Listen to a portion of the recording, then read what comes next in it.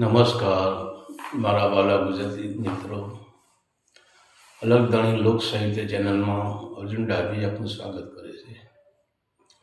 તો આજે આપણે વાત કરીશું કે મેવાડનું મેવાસા ગામ અને એવા 4 ગામના ધણી એટલે કે માલદે, રાજા માલદે. ત્યારે એમને રાજા માલદે કહેવાયા હતા. પરંતુ માલદે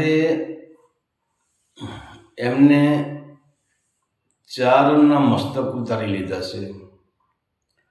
તો પહેલાં તો પોતાની પત્નીનું મસ્તક ઉતારી લીધું છે. એમને ત્યાં એક ગાય હતી અને કહેવાતી કે ગાયનું નામ કવલી ગાય હતું. એ ગાયનું મસ્તક ઉતારી લીધું છે. પછી એ ગાયના વાછરડાનું મસ્તક ઉતારી લીધું છે અને સગા દીકરાનું મસ્તક કાપી નાખ્યું છે. અને એમના ઘોડો હતો, એ ઘોડાનું મસ્તક પણ કાપી નાખ્યું છે.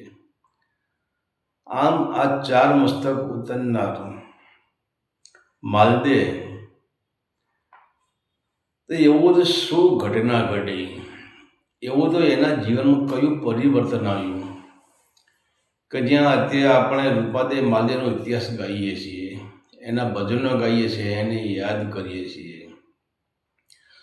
અને જુઓ, ક્યારે આપણે જોઈએ છીએ કે ભાઈ કુદરતના હાથની વાત છે. પરમાત્માની ઈચ્છા સિવાય પાંદડું પણ ફરકતું નથી. તો કયા ટાઈમે, કયા સમયને કેવો વળાંક આપવો, એ પરમાત્માના હાથની વાત છે, એ કુદરતના હાથની વાત છે. તો અહીંયા આને તમે જુઓ તો ખરા, આજે જે સંતોના ઇતિહાસ જુઓ ને, એ કંઈ સારા ઇતિહાસો નથી. અને એક વાત પણ સાચી છે કે નાનું બાળક, અત્યારે તમે જુઓ, અમારે વચમાં એક અમે ગયા હતા અમારા સંબંધીના ત્યાં, કપડવંશથી આગળ અમે ગયા હતા. ત્યાં મેં બધા અહીંયા બેઠા હતા ને પછી એ બધી બાયુ બધી મળી હતી ને અહીંયા પછી બધી વાત નીકળી. ડાકોરની બાજુનું ગામ એ તો એને એક એનો દીકરો હતો, એ એના ખોયામાં હીંકતો હતો, એના ઘોડિયામાં હીંકતો હતો. એમાં બધી ઘોડિયાની વાતો નીકળી, ખોયાની વાતો નીકળી. તો ઓલા ચશ્માવાળા દાદીમાં હતા, એના વાળ પણ સફેદ થઈ ગયેલા, મોઢે કરચલીઓ પડી ગયેલી, ધીમું ધીમું બોલી, દાંત પણ પડી ગયેલા. એ કે બેન હું વાત કરું, આ જે આ દીકરો ખોડિયામાં હીંકી રહ્યો છે ને, જે દીકરો એ ખોયું, એ ઘોડ્યું છે ને, એ કે અમારા 4 પેઢી હાલ્યો આવે. આ દીકરાના બાપા એટલે કે મારો દીકરો, એના દીકરાનો દીકરો હતો એ, તો કે આના બાપા એટલે કે મારો દીકરો પણ આ ખોયામાં જ મોટો થયો છે, આ ઘોડિયામાં જ મોટો થયો છે. એના બાપા પણ આ ઘોડિયામાં જ મોટા થયા છે. અને મારી સાસુમાં કહે કે મારો દીકરો પણ આમ જ મોટો થયો હતો, એટલે કે એના સસરા પણ આમાં મોટા થયા હતા. હવે વિચાર તો કરો, એક ખોયું 4 પેઢી સુધી હાલતું હોય, એ પછી ક્યાંથી મરદ પાકે. અને આમ જોવા તો શિવાજી એમ ઘોડિયામાં શિવાજીને સુવડાવીને, શિવાજી ઘોડિયાને લાત મારે તો ઘોડી તોડી નાખે. અંદર પેલા એમ કર્મે ગયેલા કીડા જેવું અંદર પડી રહ્યું હોય, એ પછી ભારતની સંસ્કૃતિના શું કામ આવી શકે. અને જે બચપનથી જ તોફાની, બચપનથી જ એક એનો રંગ જ કાળો હોય, એ ધીરે ધીરે સોનેરી કલરનો થાય. પણ બચપનથી તો માય કાંગલા જેવો હોય, એ કંઈ આગળ જઈને દાદર વારે નહીં પછી. તો હવે આ માલદે પણ બચપનથી ક્રોધી અને ઉગ્ર સ્વભાવના. તો વિચાર તો કરે, એમને જીવનમાં એમને કોઈથી પ્રભુનું નામ લીધું જ નથી. અને આવા એક માણસ, અને તમે જોજો કે સંતોના સાનિધ્યમાં જે માણસો આવ્યા છે, કાલે પણ આપણે વાત કરી હતી એ બધાય માણસો બધા કોલસા જેવા જ આવે છે, જેના કપડાં ધોવેલા નહોતા એવા મનના મેલ જ આવ્યા છે. તો આજે આપણે એવા જ માણસની વાત કરવાની છે કે માલદે ને રૂપાદે. તો આમનું નામ ક્યાંથી જાહેર થયું? જેમ જેસલ તોરણનું નામ જાહેર થયું એમ આમનું નામ પણ જાહેર થઈ ગયું. તો આ માલદે એ મેવાડના મેવાસા ગામના 4 થી 7 ગામના ધણી હતા. કંઈ બહુ મોટા રાજા નહોતા, પણ 7 ગામના રાજા હતા. અને એમની પત્નીનું નામ હતું રાણી ચંદ્રાવતી. પણ અહીંયા એવું બને છે કે રાણી ચંદ્રાવતીના જ્યારે આ માલદેના લગ્ન થયા ત્યારે એમના પિતાએ રાજકવિને બોલાવે. અને અત્યારના રાજપૂતો પણ રાજકવિને બોલાવતા હતા, અત્યારે પણ બોલાવે છે, પણ અત્યારે ઓછા પ્રમાણમાં બોલાવે છે. તો પહેલાંના રાજપૂતોને રાજકવિ પર વધારે પ્રેમ, બ્રાહ્મણો પર વધારે પ્રેમ.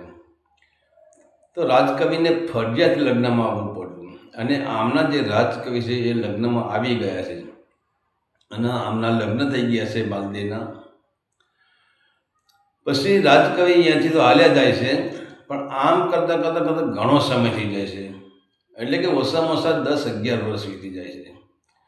ત્યારે રાજકવિએ વિચાર કર્યો કે હમણાંથી હું મેવાડ બાજુ મેં આંટો દીધો નથી, હાલ આજે તો મેવાડમાં આંટો દેવા છે, મેવાસા ગામ જવું છે અને આ માલદેના અહીંયા કેવું હાલે. અને રાજકવિ પહેલાં રાજાઓની ખબર લેતા હતા. તો અહીંયા રાજકવિ આવે છે ને રાજકવિ આવે છે ને જ્યાં એને દિલ્હીમાં એના મહેલમાં જ્યાં જાય છે, ત્યાં પધારે છે, ત્યારે મહારાણી ચંદ્રાવતી એનું સ્વાગત કરે છે, એટલે કે એની આવકાર આપે છે. એમને ખબર છે કે આ રાજકવિ છે. રાજકવિને મહેલમાં આવે કે પછી કોઈ કંઈ સુમસામ મહેલ લાગે છે, કે કંઈ કલરવ જેવું લાગતું નથી, કંઈ બાળકના રુદન આવે એવું લાગતું નથી, કોઈ બાળકની કિકિયારી એને સંભળાતી નથી. અને રાજકવિ પણ પહેલાં કેટલા હોશિયાર હતા. એલફેર રાજકવિ નહીં, બહુ સારા સારા રાજકવિ, જ્ઞાની રાજકવિઓ હતા એ ટાઈમે. અને વાતને પામી જાય, તમારા ઘીરે પગ મૂકે, તમારા આંગણે પગ મૂકે ને તમારા આખા ઘરમાં શું છે એ જાણી જાય. આવા અનુભવી રાજકવિઓ હતા અહીંયા. તો એને પછી અને રાજકવિ, બારોટ, ગઢવી, ચારણ, સાધુ, સંત એ કોઈને પણ બોલાવીને, કાલે કહ્યું એ પણ કોઈને પણ બોલાવી શકે અને ગમે ને પણ એ વાત જાણી શકે, ગમે ને ઠપકો આપી શકે. મહારાજ મોટા સમ્રાટ હોય તો પણ એને પણ આવા માણસો ઠપકો આપી શકે. તો રાજકવિએ મહારાણી ચંદ્રાવતીને બોલાવ્યા છે અને એમને એક બહેન કહેતા કે બહેન ચંદ્રાવતી, જરા મારી પાસે તમે આવો. તો બહેન ચંદ્રાવતી અહીંયા આવે છે અને આવીને પૂછે કે બોલો રાજકવિ શું છે? તો એ કહે છે કે બેન મને એક અચરજ લાગે છે, એક નવાઈ લાગે છે કે તમારા આ રાજમહેલમાં કોઈ કિકિયારી નથી, કોઈ કિલ્લો નથી, કોઈ આનંદ નથી. તો શું તમારે સંતાન નથી? હવે વિચાર તો કરો, એક સામાન્ય એક રાજકવિ હોવા છતાં પણ આખો પાર પામી ગયો કે અમને સંતાન નથી. ત્યારે ચંદ્રાવતી કહે છે કે ના રાજકવિ, અમારે કોઈ સંતાન નથી. અને અહીંયા જ આ માલદે પણ અહીંયા આવી જાય છે અને રાજકવિ સાથે ચંદ્રાવતી ઊભા હોય છે. માલદે પણ અહીંયા આવી છે. ત્યારે રાજકવિ માલદેને કહે છે કે તમે 11 વર્ષના વાણા વાઈ ગયા, તમારે ત્યાં સંતાન કાં નહીં? ત્યારે માલદે કહે છે કે હે રાજકવિ, અમે સંતાન માટે શું નથી કર્યું? અમે ઘણા વૈદ્યોને બોલાવ્યા, ઘણા હકીમોને બોલાવ્યા, ઘણી જે એના માટે જે દવાઓ બનાવી હતી, જે ઓસડ લેવાના હતા એ ઓસડ લીધા, અમે ઘણી માનતાઓ રાખી, ઘણું બધું કર્યું. પણ અમારા ભાગ્યમાં, મને તો એમ લાગે છે કે અમારા ભાગ્યમાં સંતાન પ્રાપ્તિ નહીં હોય, પુત્ર પ્રાપ્તિ નહીં હોય. તો રાજકવિને લાગી ગયું કે ના, હવે શું કરવું? ત્યારે પછી એ રાજકવિ રાણી ચંદ્રાવતીને કહે છે કે હે બેન, બાળકની તો જરૂર પડશે જ, કારણ કે આ મેવાડનું મેવાસા રાજ કોણ સાચવશે? ભલે નાનું તો નાનું, પણ રાજ તો ખરું ને, અને રાજને વારસદારની તો જરૂર પડે જ બેન.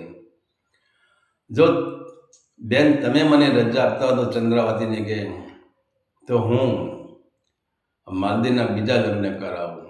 ત્યારે ચંદ્રાવતી કહે કે હે રાજકવિ, તમે પ્રેમથી લગ્ન કરાવો, અને જ્યાં બીજી આવનારી પત્ની આવશે એને હું મારી નાની બેન તરીકે રાખીશ.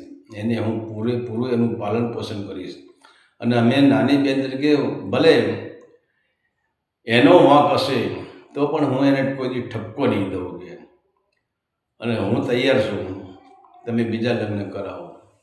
તો અહીંયાથી જ પછી આ રાજકવિએ ત્યાં ઘોડા પર સવાર થઈ જાય છે, મારતે ઘોડે એક ફરતો પછી સૌરાષ્ટ્રનો આવે છે, અને સૌરાષ્ટ્રની અંદર રામગઢ એવું ગામ છે.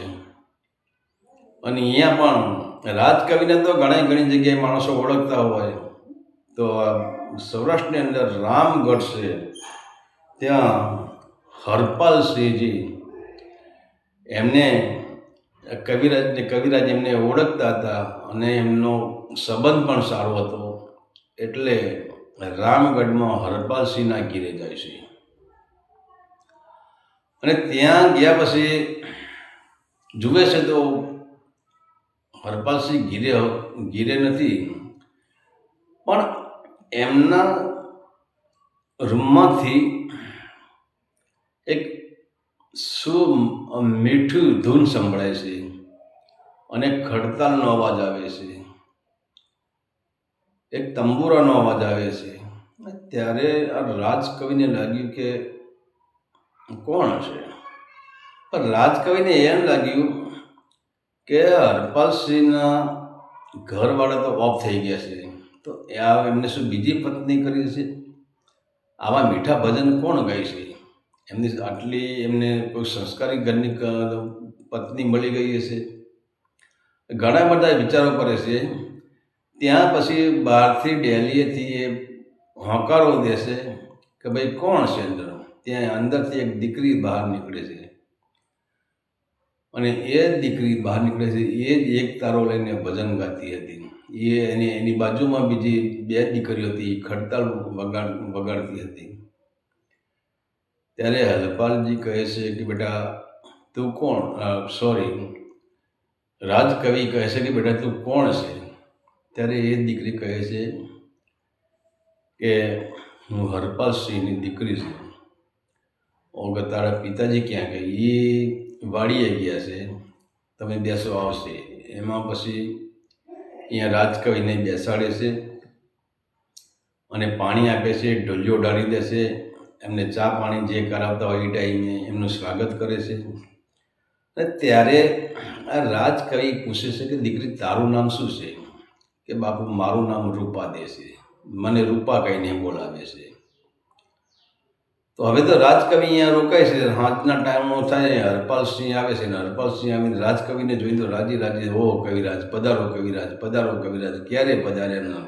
શું જમ્યા? શું મારી દીકરીએ તમારું સ્વાગત કર્યું? બંને ભેટી પડે છે, ભેટી પડી કે હવે તમારે જવા નથી, તો રોકાઈ જવાનું. હા રાજકવિ કે હા હરપાલસિંહ, આજની રાત મારે અહીંયા જ ગુજારો કરવાનો છે, પણ હું તમને મળવા આવ્યો છું. અને જ્યાં આ દીકરી રાજકવિ દીકરીને જોઈ જાય છે રૂપાદેને, ત્યારે નક્કી થઈ જાય કે આ રૂપાદેને હવે અહીંયા નહીં રહેવા દેવી. રૂપાદેના લગ્ન માલદે સાથે કરાવી દેવા છે. એ મનમાં ગાંઠ વાળી દે છે, હરપાલસિંહને વાત નથી કરતા. ત્યારે સાંજે જમવાનું બનાવે છે. સાંજે હરપાલસિંહ અને આ રાજકવિ બંને હાથે બેહીને પ્રેમથી જમાડે. બાપલિયા મારા સમ, આટલું તો ખાવું જ પડશે. બાપલિયા મારા સમ, એક કોળિયો તો લેવો જ પડશે. આમ એ સમ દઈને એકબીજાને આમ ખવડાવે છે, અને ધરાઈને બંને આમ પ્રેમથી જમે છે. પછી બંનેના ઢોલિયા ડાળી દીધા છે. ભાઈ કવિને તો સાંજે શું હોય, એ સાંજે પછી એની મસ્તીમાં કવિ આવી જાય છે. હવે પહેલાંના વખત જ્યારે કવિ આવે ને ત્યારે એમની માંગ પૂરી કરવી પડતી હતી. સવારે પછી જ્યારે કવિ બહાર નીકળે તો કવિ કે હવે ચલો હું હરપાલસિંહ હવે મને વિદાય આપો. ત્યારે હરપાલસિંહ કે કવિરાજ બોલો, આવવાનું કારણ શું અને તમારે શું ભેટ જોઈએ છે બોલો. ત્યારે રાજકવિ કહે છે કે હરપાલસિંહ, આજે મારે કંઈ તમારી ભેટ જોઈતી નથી, પણ હું જે વસ્તુ માગું એ તમારે મને દેવી પડશે. હરપાલસિંહ કહે, કવિરાજ તમે શું બોલો છો? હું રાજપૂતનો દીકરો છું અને એમાં તમે માગો હું ન દઈ શકું તો મારું ધરતી મસ્તક અલગ કરી દઉં, તમે શું માનો છો? ત્યારે રાજકવિ કહે છે કે હરપાલસિંહ, ધરતી મસ્તક અલગ નથી કરવાનું, પણ હું આ રૂપાનો હાથ માગું છું. તો કે કોના માટે? ત્યારે કહે છે કે માલદે માટે. ત્યારે હરપાલસિંહ કહે છે કે રાજકવિ, માલદેના તો લગ્ન થઈ ગયા છે, એના ત્યાં પત્ની છે. તો રાજકવિ કહે છે કે હરપાલસિંહ, વાત તમારી સાચી, પરંતુ પત્ની હોવા છતાં પત્ની નથી, આ તકલીફ આવીને પડી છે. એના તો સંતાન પ્રાપ્તિ નથી, આજે 11 વર્ષ થઈ ગયા. તો પછી કે વાંધો નહીં. ત્યારે પછી હરપાલસિંહ રાજકવિને કહે છે કે મને કંઈ વાંધો નથી, જો સુખી અને પાછું સુખી જતા સુખી ઘરમાં મારી દીકરી જતી, મને કંઈ વાંધો નથી. ત્યાંથી પછી રાજકવિ માથે ઘોડે મેવાસા આવે છે અને મેવાસા આવીને મેવાસામાં આવે છે. મેવાસામાં આવીને પછી તો માલદેને બધી વાત કરે છે અને અહીંયાથી જાન જોડીને પછી સૌરાષ્ટ્રનો રામગઢ એ જાન આવે છે અને હરપાલસિંહના ઘરેથી જાન આવીને પછી રૂપા સાથે લગ્ન કરે છે. પછી તો રૂપા તો પછી જાય છે મેવાસા જાય છે, પણ ત્યાં રૂપાદી હતી પહેલેથી ભક્તિશાળી, પહેલેથી રામદેવજીમાં માનવાવાળી દીકરી હતી અને પ્રભુ ભજનમાં એને વધારે લક્ષ હતું. એને સંસારમાં એટલું બધું લક્ષ નહોતું, પણ એના માટે કોઈ ગુરુ ન હતા. ભક્તિ તો કરતી જ હતી રામદેવજીના, કારણ કે હરપાલસિંહ એ પોતે રામદેવજીના ભક્ત હતા, એટલે એમની દીકરી પણ ભક્તિ કરતી હતી, પણ એના માટે કોઈ જોવે એવા ગુરુ નહીં. તો એક સમય એવું બન્યું છે કે આ રૂપા દેશે એ મહેલના એના ઝરૂખે અહીંયા ઊભા હોય છે અને અહીંયા એમના મહેલમાં કામ કરતી દાસી એ કૂવાથી પાણીની હેલ લઈને આવે છે અને અહીંયા બને છે એવું કે જ્યાં પાણીની હેલ લઈને આવી ત્યાં હામાહામી 2 આખલા એ બાજતા એ દાસી હમા જાય છે. પરંતુ હવે આ રૂપાદે ઝરૂખે ઊભા બધું જે દ્રશ્ય જોઈ રહ્યા છે. હવે મહેલના જ્યાં એ આખલા અહીંયા જાય છે તો દાસી છે, દાસીની બાજુમાં પડખામાં એક ઓટો હતો અને દાસીને આ આખલાની બીક લાગી એટલે એ ટેકરા જેવી જગ્યાથી અહીંયા જ ઓટા ઉપર ચડી જાય છે, ટેકરા ઉપર ચડી જાય છે. પણ અહીંયા તો રૂપાદે જુએ છે કે જ્યારે આ દાસી ટેકરા પર ચડી ગઈ ત્યારે એની માથાની હેર હતી ને એ માથાથી 1 ફૂટ 1.5 ફૂટ ઉપર વહી ગઈ હતી. એ દાસી ઠેકડો મારીને ટેકરા ઉપર ચડી ગઈ, ઓટા ઉપર ચડી ગઈ, પણ હેલને કંઈ થયું નથી. હેલ એના માથાથી અદ્ધર વહી ગઈ અને રૂપાદે આ દ્રશ્ય જોઈ ગયા. પછી તો એને મનમાં થઈ ગયું કે હવે આને પૂછવું જ પડશે, આનું કારણ શું, રહસ્ય શું છે. ત્યારે પછી એને પૂછે છે અને ત્યારે એ કહે છે કે રૂપાદે દાસીનો હાથ પકડી લે છે અને વાત કરે છે. ત્યારે દાસીને કહે છે કે હવે મને સાચું તમે કહી દો આનું કારણ શું. ત્યારે દાસી કહે છે કે હે મહારાણી, આ મારા ગુરુની કૃપા છે. તો કે તમારા ગુરુ કહ્યું. ત્યારે એ દાસી કહે છે કે મારા ઉગમસિંહ બાપુ કે મારા ગુરુ છે. અને પછી તો આ રૂપાદે છે એ પણ પછી તો દાસીના કહેવાથી, દાસીનો સંગે, દાસીની હાથે ત્યાં ભજન હોય, કીર્તન હોય, સત્સંગ હોય, રામાપીરનો પાઠ પડતો હોય, ત્યાં પણ આ જાય છે અને ઉગમસિંહના ચરણ પકડી લેશે. ઉગમસિંહને કહે છે કે ગુરુજી મને હવે ગુરુ બોધ આપો. હવે એમ કરતાં કરતાં એવો સમય બને છે કે હવે તો આ મહારાણી એટલે કે રૂપાદે દરરોજ રાત્રે ક્યાંક ને ક્યાંક પાઠ હોય, દરરોજ રાત્રે ક્યાંક ને ક્યાંક ભજન હોય, દરરોજ રાત્રે ક્યાંક ને ક્યાંક સત્સંગ હોય. તો આ રૂપાદે અહીંયા વયા જાય છે. પણ બને છે અહીંયા એવું કે ગામના જે એમના રાજના માણસો હોય છે, રાજના અધિકારીઓ હોય છે, એ આ માલદેવને કાન બંબેરી કરે છે કે રાત્રે તમે તમારી મસ્તીમાં હોય, પણ તમારી નવી રાણી એટલે કે રૂપાદે એ રાત્રે 12 વાગે ઉગમસિંહના અહીંયા જાય છે, બીજાના ઘરે જાય છે, ભજનમાં જાય છે, સત્સંગમાં જાય છે, રાતે તંબુરા વગાડે છે, રાતે ખડતાળો વગાડે છે અને રામાપીરના પાઠમાં જાય છે, આમ કરે છે ને તેમ કરે છે. ત્યારે હવે આ રાજાને નક્કી કર્યું કે ના, આને મારે જોવી જ પડશે. અને અમે માલદેવ ઝડપી કોઈની વાત સાંભળ્યા નહોતા, માલદેવ પોતે જ નક્કી કરતા હતા. તો એ દિવસે નક્કી કર્યું આજે ક્યાં જાય છે જોવું જ છે. તો રાત્રે માલદેવ જાગે છે અને રાત્રે પછી જ્યારે આ રૂપાદે જાય છે ત્યારે પછી એ જવા દેશે, રોકતા નથી રૂપાદેને, પણ જવા જ દેશે. ક્યાં જાય છે ને શું થાય છે આ બધું જોવું જ છે મારે કે. પણ ત્યાં રૂપાદે જ્યાં જાય છે એને ખબર છે કે આ ઉગમસિંહના ત્યાં જાય છે, ત્યાં રામદેવ પીરનો પાઠ હાલતો હતો અને આમ બરાબરનો પાઠ જામેલો, બરાબરનો આમ સત્સંગ જામેલો. અને અટાણે તો આપણે ક્યાં રામદેવજીનો પાઠ પૂરી તો બસ અત્યારે રામદેવજીના પાઠનું કોઈ મહત્વ જ રહ્યું નથી. અત્યારે બધા મનોરંજનનો જ છે. તમે જુઓ રામદેવજીના પાઠમાં મનોરંજન જ થતું હોય છે. એક ભજનવાળા સામે બીજી કંપનીના, બીજી ટોળકીના ભજનવાળા હોય, ઊંચા થઈને વાળેલા ભજન ગાતા હોય છે. પણ એ ટાઈમે એવું નહોતું.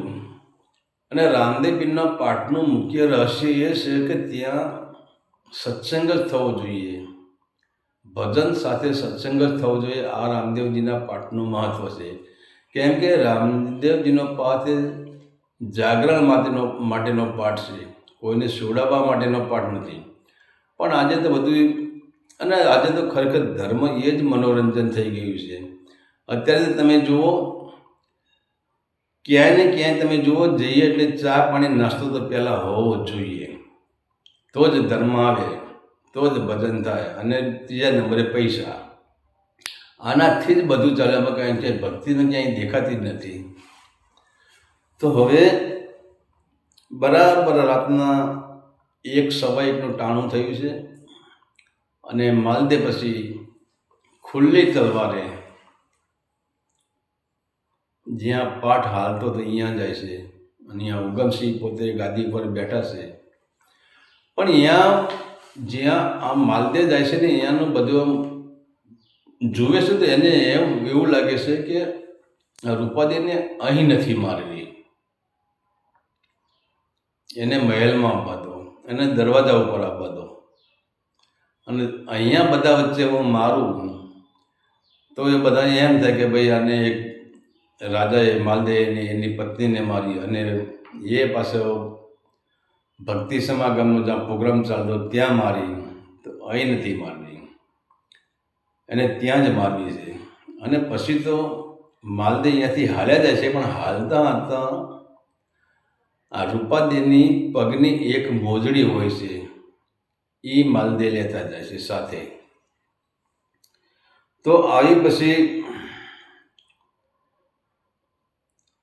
અને ત્યાં એવી ઘટના ઘટે છે કે આજે જુઓ ભક્તિનું તપોબળ કેટલું છે, રામદેવની જ્યોતનું તપોબળ કેટલું છે, એની આજે આપણે જોઈએ કે જ્યાં માલદે હાથમાં નાગી તલવાર લઈને, એટલે કે ઉઘાડી તલવાર લઈને આ રૂપાદેને મારવા જ્યાં રામદેવ પીરનો પાઠ પુરાયો અહીંયા આવે છે, અને જેવા માલદે અહીંયા આવે છે ત્યાં વિચાર તો કરો, રામદેવજીની જે જ્યોત હતી ને એનું રૂપ ઘટી જાય છે, એની ઉર્જા ઘટી જાય છે, જ્યોત ઝાંખી પડી જાય છે. અને એ ટાઈમે એ જ્યોત ઉપર નજર રૂપાદેની પડે છે, અને રૂપાદે પછી અને ગુરુજીને પૂછે છે કે ગુરુજી જ્યોત ક્યાં ઝાંખી પડી ગઈ? ત્યારે ઉગમસિંહ બાપુ કહે છે કે બેટા, માનો કે ના માનો, અહીંયા કોઈક અધર્મી માણસ આવેલો છે, અહીંયા કોઈક નુગરો માણસ આવી ગયો છે, અહીંયા કોઈક ક્રોધી માણસ આવી ગયો છે, અને એના વિચારો સારા નથી. અહીંયા કોઈ એવી ઘટના ઘટવાની હતી, પણ આજે કંઈ ઘટના ઘટી નથી, પણ અહીંયા માણસ ખરાબ આવી ગયો છે. અને આ શબ્દો જ્યારે જે રાજા સાંભળી જાય છે ત્યારે એને લાગે છે કે મારા હૃદયમાં શું પડ્યું હતું, આ ઉગમસિંહને ક્યાંથી ખબર પડી ગઈ. પછી તો અહીંયાથી મહારાજા પોતાના મહેલે જતા રહેશે, પણ દરવાજા ઉપર જ ઊભા હોય છે મહારાજા. અને જ્યારે પછી રૂપાદે આવે છે ત્યારે જુએ છે કે માલદે મહેલના દરવાજે જ ઊભા છે અને હાથમાં ખુલ્લી તલવાર છે. તો માલદેને કહે, વહેલા ક્યાં તમે 5 વાગે ક્યાં ગયા હતા? તો માલદે કહે, હું તો ક્યાંય ગઈ જ નથી, હું તો આપણા પાછળના બગીચામાં હતી. તો પછી બગીચામાં તું શું કરતી હતી? ત્યારે માલદે કહ્યું, તમને ખબર છે આજે 11 છે, અને 11ના દિવસે હું પ્રભુની પૂજા કરું છું, તો હું પ્રભુ માટે ફૂલ લેવા ગઈ હતી. હવે માલદે વિચાર કર્યો કે એની ડાબા પગની મોજડી તો માલદે એના બગલમાં દબાવીને ઊભા છે. અને અહીંયા આ બાજુ એવી ઘટના ઘટે છે કે જ્યારે અહીંયા રામદેવજીની જે જ્યોતિ પાઠ હોય, જ્યોતિ વિદાય લેશે, એ ટાઈમે બધા વિદાય લેશે, અને એ ટાઈમે આ માલદે પોતાની મોજડી ગોતે છે, પણ એક જ મોજડી મળે છે, બીજી મોજડી મળતી નથી. ત્યારે ઉગમસિંહ કહે, બેટા શું ગોતી છે? ત્યારે કહે, બાપુ મારી પગની મોજડી નથી. કે તું ત્યાં જો ક્યાંક આડેવડી પડી હશે, અને જોઈ તો બાજુમાં બીજી મોજડી પડેલી હતી. હવે બંને મોજડી પહેરીને આવે છે, અને અહીંયા રૂપાદે માલદેને એમ કહે છે, હું બગીચામાં ફૂલ લેવા ગઈ હતી. તો પછી કે ફૂલ ક્યાં છે, ફૂલ બતાવો મને. પણ અહીંયા તો રૂપાદે જે આપણે રામદેવજીના પાઠમાં જે ત્યાં આપણને પ્રસાદ દેવામાં આવે, એ પ્રસાદનું જે પડીકું હતું એને રૂપાદે ખોલે છે, અને ત્યાં જ ગુરુની કૃપા થાય છે, કે રામદેવજીની કૃપા થાય છે, અને ત્યાં જ એ પ્રસાદી ફૂલ બની જાય છે. ત્યારે માલદેને એવું લાગી આવે છે કે સાલું હવે શું કરવું. અને ત્યાર પછી માલદે કહે છે કે તમારા પગની મોજડી એ ક્યાં છે? તમારા પગની મોજડી, હું એક ચોરી તમારી પગની મોજડી, તમે જ્યાં પાઠ હાલતો હતો ત્યાંથી હું મોજડી ચોરીને હવે મોજડી ક્યાં છે? તમારા પગમાં કેટલી મોજડીઓ છે? રૂપાદે કહે, જોઈ લો મારા પગમાં બે મોજડી છે, મારી મોજડી ચોરાણી નથી. ત્યારે માલદે આમ જોયું તો એની બગલમાં કંઈ નહીં, મોજડી નહીં, કંઈ નહીં. મોજડી કયા ટાઈમે અહીંયાથી ગાયબ થઈ ગઈ એ માલદેને પણ ખબર નથી. પછી તો માલદે કકરી પડે છે કે રૂપાદે, હવે મારે પણ આ માર્ગ જોવો છે. તમે એક પ્રસાદીનું ફૂલ બની ગયું, અને તમારી મોજડી ચોરીને હું અહીં લાવ્યો હતો, એ મોજડી ત્યાં પહોંચી જઈ, મને આ માર્ગ બતાવો. ત્યારે રૂપાદે કહે છે કે માલદે આ માર્ગ મારી પાસે નથી, આના માટે તો તમારે ગુરુ પાસે આવવું જોઈએ. તો કંઈ વાંધો નહીં. તો પછી તો રૂપાદે કહે છે કે જો તમારે આ લાઈનમાં આવવું હોય તો પહેલાં તમારે 4 વસ્તુને મારવી પડશે, 4 વસ્તુના માથા કાપી નાખવા પડશે તમારે. તો માલદે કહે 4 માથા નહીં, જેટલા માથા તો કઈ એટલા હું કાપી નાખું, પણ હવે મારે અહીંયા આવી જવું છે, તમારા અંદર ભળી જવું છે, અને તું ગુરુજીને કહી દે કે એ મને ગુરુ બોધ આપે, જેમ તને કંઠી બાંધી એમ મને પણ કંઠી બાંધી દે. ત્યારે રૂપાદે કહે છે કે તમારે પહેલાં મોભી દીકરાને મારવો પડશે, પછી બીજા નંબરે તમારે ગાયનો વાસળો મારવો પડશે, ત્રીજા નંબરે તમારે હંસલાને મારવું પડશે, અને ચોથા નંબરે તમારે તમારી ગાયને મારવી પડશે, તમારી ઘોડીને મારવી પડશે. તો માલદે તો અહીંયાથી તલવાર લઈને હા કહેતા નીકળી જ જાય છે, અને પહેલાં જ જાય છે એટલે પહેલાં જ એમની જે જૂની રાણી હતી ચંદ્રાવતી એનું મસ્તક કાપી નાખે છે. પછી એમનો એક દીકરો જે આ રૂપાદેથી થયેલો હતો એનું મસ્તક કાપી નાખે છે. પછી કહેવાય છે કે એમના ત્યાં કવળી ગાય હતી, એ ગાયના વાસળનું મસ્તક કાપી નાખે છે, અને એમના જે ઘોડો હતો એ ઘોડાનું મસ્તક કાપી નાખે છે, અને આમ 4 મસ્તક લાવીને આ રૂપાદેના સામે મૂકી દે છે. ત્યારે રૂપાદે કહે છે કે મહારાજા તમે આ શું કર્યું? તો માલદે કહે છે તમે તો મને કહી દીધું કે 4 મસ્તક કાપવા પડશે. ત્યારે રૂપાદે કહે છે કે હે માલદે, હે મહારાજા, આ 4 મસ્તક નથી કાપવાના, એ મેં તમને કયા 4 મસ્તક કાપવાના કીધા? એટલે કે મોભી દીકરો કે તમારો અહંકારથી મોટો કોઈ તમારો દીકરો જ નથી. તો પહેલાં અહંકારનું માથું કાપવાનું છે, પછી તમારા જે ઘોડાનું નામ હંસલો છે એ હંસલો ઘોડો એ તમારા નબળા વિચાર, એ વિચારનું મસ્તક કાપવાનું છે. પછી કવળી ગાય એટલે કે મોહ, તો મોહનું મસ્તક કાપી નાખવાનું છે. અને છેલ્લે રાણી એટલે કે કામ વાસના, સ્ત્રી એટલે કામ વાસના, તો કામ વાસનાનું મસ્તક કાપી નાખવાનું છે. પરંતુ તમે તો સાચા મસ્તક કાપી લઈને તમે લઈ આવ્યા. પછી તો આ રૂપાદે છે 4 મસ્તકના ધડને મસ્તકને જોડે છે, અને ત્યાં ગુરુજીનું નામ લઈને, ભગવાન રામદેવજીનું નામ લઈને જ્યાં પાણીની અંજની આપે છે ત્યાં બધા સજીવન થઈ જાય છે. અને ત્યાર પછી રૂપા અને માલદે બંને ઉગમસિંહ બાપુની પાસે લઈને આવે છે, અને ઉગમસિંહને કહે છે કે હવે તમને આમને કંઠી બાંધી દો. અને પછી તો ઉગમસિંહ રૂપાદેને અને માલદેને કંઠી બાંધે છે, ગુરુબોધ આપે છે, સત્યની જાણ કરાવે છે. અને ત્યાર પછી તો એક સમય એવું બને છે કે રૂપાદે અને માલદે પૂરેપૂરા ભક્તિમય હોય છે. પછી એમને કચ્છની યાદ આવે છે, જેસલ જાડેજાની સતી તોરણની યાદ આવે છે. એના વિશે આપણે બાલાજાર કહીએ છીએ એના વિશેનો આપણે આગળ વિડીયો બનાવીશું. તો હવે વિચાર કરતો કે માલદે કેવો હતો, અને હીરો એને રૂપાદેનો સાથ મળી ગયો, એટલે માલદેવજી રૂપી કોલસો પણ હીરો બની ગયો. તો આવા સંતોના ઘણા ઇતિહાસો છે, પણ જેમ સમય મળે એમ આપણે ઇતિહાસો કરશું. તો આ હતી માલદે અને રૂપાદેનો ઇતિહાસ.